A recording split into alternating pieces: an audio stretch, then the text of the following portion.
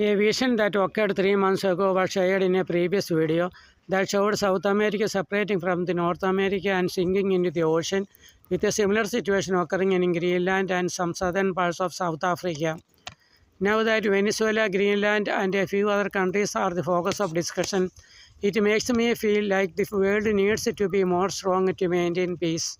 Since each person is busy with different things at the same time, they cannot read the minds of others. There are few who do not consider themselves big or small. To counter this thought, we need another door that can be opened at any moment. We are the ones who have established our position on the seashore.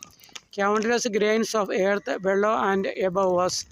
The daytime sky appears as just a hemispherical sphere of light. The horizon is in the shadowy shapes of mountains and trees. Sometimes dark clouds appear like large birds with wings spread out and taking flight. When we feel big, we see grains of sand in the sky.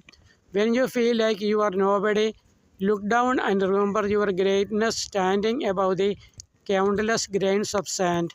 Every human being in the entire world can realize this truth and become small when they feel big and rise when they feel small. This can be considered a mental exercise that helps administrators maintain composure and those who are contemplating suicide stay strong.